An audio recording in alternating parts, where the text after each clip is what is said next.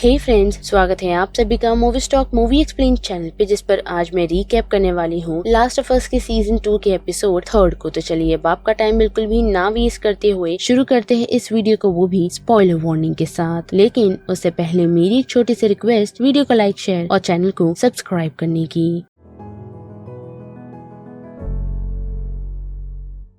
Third episode की शुरुआत हमें जोल की डेड बॉडी से दिखाई जाती है, जिसे मॉर्ग में खड़ी एक लड़की क्लीन कर रही होती है। लेकिन टॉमी उसे हटाकर खुद अपने भाई की बॉडी को क्लीन करने लगता है और उसके हाथ में पहनी हुई सारा की घड़ी को देख वो रो पड़ता है और अपने भाई को कहता है कि आफ्टर लाइफ में वो सारा को उसका प्यार जरूर देना। जिसके बाद हम देख पाते हैं कि जैक्सन की लड़ाई के बाद जो भी जख्मी हुए थे उन सभी का इलाज किया जा रहा है, जिनमें हम एली को भी देख पाते हैं जिसे होश आ चुका है और उसे जोल के वही लास्ट मोमेंट वाले सिनेरियोज नजर आ रहे हैं, जिस कारण वो जोर जोर से चिल्लाने लगती है और उसे कंट्रोल करने के लिए उसे इंजेक्ट कर दिया जाता है, जिस कारण वो बेहोश हो जाती है। जिसके बाद कहानी बढ़ती है 3 महीने आगे, जहां हम देख पाते हैं कि जैक्सन शहर अब संभल चुका है और वही एली भी 3 महीने हॉस्पिटल में रहने के बाद पूरी तरह रिकवर हो चुकी है अपनी मेंटल स्टेट से भी। लेकिन उसे डॉक्टर ने इन्फॉर्म किया है कि अगर उसे यहाँ से बाहर जाना है तो उसका क्लियरेंस लेने के लिए उसे गेल के पास जाना होगा, जिसे वो जैसे ही जाकर मिलती है और उसे बताती है कि उसकी जोल से मुलाकात न्यू ईयर के दौरान हुई थी और जितना उसे याद है कि एली और जोल के बीच कुछ अनबन चल रही थी, तो उसे ऐसा लग रहा है कि उस कारण एली थोड़ी परेशान होगी। लेकिन हम देख पाते हैं कि एली से बताती है कि उसे जोल की सभी अच्छी बातें याद है, ना कि उसका लास्ट मोमेंट, जो कि असल में सच नहीं। लेकिन इतना ही नहीं, बल्कि हम देख पाते हैं कि गेल उसे ये बताने की कोशिश करती है कि जोल को इस बात का रिग्रेट था कि उसने एली की जान बचाने के लिए उससे किसी तरह का झूठ बोला है। जो बात एली की समझ आ जाती है और वो उस बातों को घुमाना शुरू कर देती है, जो चीज गेल काफी अच्छे से समझ जाती है कि ठीक जोल की ही तरह एली भी बातें घुमा रही है। पर फिर भी वो उसे घर जाने की इजाजत दे देती है और घर पहुँच एली को जोल की सारी चीजें देख उसकी याद सताने लगती है। पर दीना के उसके घर पर पहुँचते ही वो अपने आंसुओं को पोंछ लेती है और दीना से बात कर उसे पता चलता है कि एक्चुअल में इतने महीनों तक दीना को इस बात की इन्फॉर्मेशन थी कि जोल को किसने मारा है, जिससे एली काफी नाराज होती है। लेकिन दीना उसे कहती है कि हम उस वक्त उस स्टेट में नहीं थे कि जोल की मौत का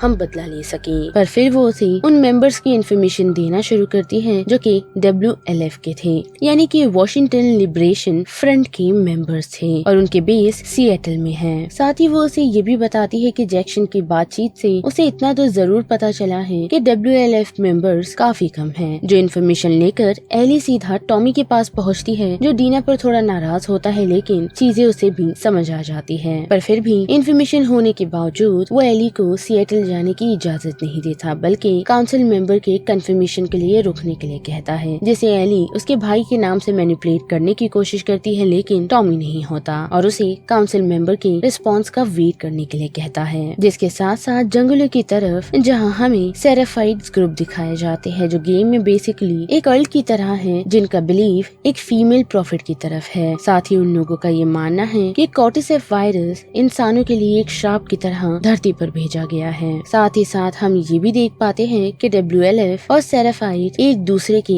जानी दुश्मन हैं। साथ ही सेराफाइट ग्रुप की सोच इतनी पीछे है कि वो लोग जो हथियार इस्तेमाल करते हैं उसमें गन्स नहीं है। और उसी के साथ साथ हम देख पाते हैं कि काफी सारे मेंबर्स सिएटल के जंगलों की तरफ घूम रहे हैं, जहाँ रास्ते में जाते हुए उन्हें एक खतरे का आभास होता है, जिससे सभी लोग छुप जाते हैं। अब वही फिर से बड़ी एली की तरफ तो हम देख पाते हैं कि वो जैसी के साथ ट्रेनिंग कर रही है, जो फिलहाल काउंसिल का एक मेंबर बन चुका है और उसे एली इनसाइट्स निकालने की कोशिश करती है। लेकिन वो उसे कोई भी इन्फॉर्मेशन नहीं देता, बल्कि उससे ये कहता है कि अगर वो काउंसिल मेंबर्स के सामने अपना पॉइंट रखना चाहती है तो पहले वो उसे ठंडे दिमाग से नोट कर ले और उसके बाद सोच समझकर सभी लोगों के सामने वो अपनी बातों को रख सकती है। और फिर दूसरे दिन हम देख पाते हैं कि मीटिंग के लिए सभी लोग इकट्ठा हो चुके हैं, जहां काउंसिल ने ये डिसीजन लिया है कि अगर डिसीजन एली के फेवर में जाता है तो उसके साथ 16 योद्धा यानी कि सोल्जर्स भेजे जाएंगे, जिसके लिए टाउन में मौजूद काफी सारे लोग इसके अगेंस्ट हो जाते हैं, यही सोचकर कि जो जैक्सन पर बीती है वो यहाँ के लोगों के लिए कम नहीं, कि वो लोग और 16 जवानों को बाहर एक इंसान का बदला लेने के लिए भेज रहे हैं, बल्कि उन्हें उन सभी को माफ कर देना चाहिए। लेकिन लेकिन हम देख पाते हैं कि उसी बीच एली के फेवर में एक शख्स बोलता है जो और कोई नहीं सेथ है कि उन्हें उन पर मर्सी नहीं दिखानी चाहिए बल्कि उनके अगेंस्ट उन्हें खड़ा होना चाहिए। साथ ही एली भी उन सभी के सामने लेटर निकाल अपनी बातों को रखती है, मानो जैसे एली ने काफी सोच समझ के वो लेटर लिखा हो, जिसे सुनकर टाउन हॉल में मौजूद सभी लोग हैरान हैं। पर फिर भी इतने भाषण के बाद भी एली का जादू उन लोगों पर काम नहीं करता और उसे सिएटल जाने की इजाजत नहीं मिलती, जिससे टॉमी भी हैरान है। पर फिलहाल वो कुछ नहीं कर सकता और वहाँ से उठ वो गेल से बात करने के लिए पहुँचता है, जहाँ गेल उसे बताती है कि उसे ऐसा लग रहा होगा कि एली ने हार मान ली, लेकिन ऐसा नहीं, बल्कि वो अभी तैयारी कर रही होगी सभी से छुपते छुपाते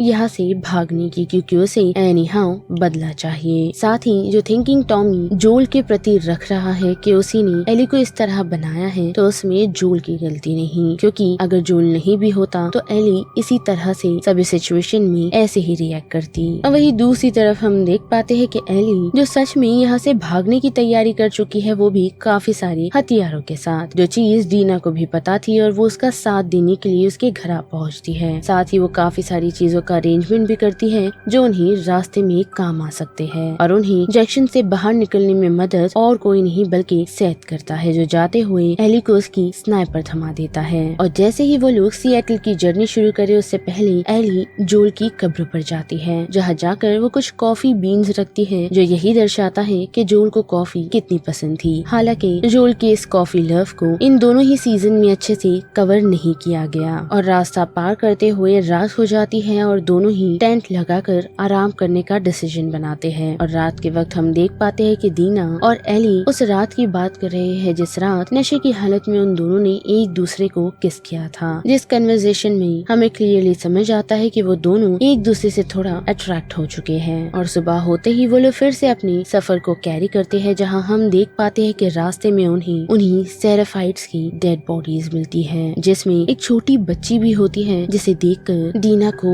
वॉमिट हो जाती है। और वो लोग इस बात को समझ चुके हैं कि सेराफाइट्स को मारने वाला और कोई नहीं WLF के मेंबर्स ही हैं, जिससे एली और सतर्क हो गई है कि उन्हें एनी हाउ WLF के मेंबर्स को खत्म करना होगा। और जर्नी को ऑलमोस्ट कंप्लीट करते ही वो लोग देख पाते हैं कि सिएटल में उन्हें ज्यादा हलचल नजर नहीं आ रही, जिससे उन्हें ऐसा ही लगता है कि उनका अनुमान WLF मेंबर्स या फिर उनकी टीम को लेकर सही था, यानी कि उनकी टीम में ज्यादा मेंबर्स नहीं। पर डीना और एली को क्या पता कि WLF के पास मेंबर्स नहीं बल्कि काफी सारे सोल्जर्स मौजूद हैं, जिनके पास हेवीली आर्म्ड व्हीकल्स भी हैं, और काफी सारे सोल्जर्स आसपास की चीजों पर इतनी गहरी नजर रखते हैं कि कोई भी उनकी नजरों से बच नहीं पाता। और यहीं पर ये एपिसोड खत्म होता है, जिस बारे में आप सभी की क्या राय बनती है उसे लेकर आप मुझे कमेंट सेक्शन में बता सकते हो। साथ ही वीडियो पसंद आई तो वीडियो को लाइक, शेयर और चैनल को सब्सक्राइब करना मत भूलिएगा। बाकी मैं मिलूंगी आपसे फिर किसी मूवीज या सीरीज के रिकैप के साथ। तब तक के लिए आप movie stock movie explain channel के बाकी वीडियोस को एंजॉय कीजिए। Till then bye.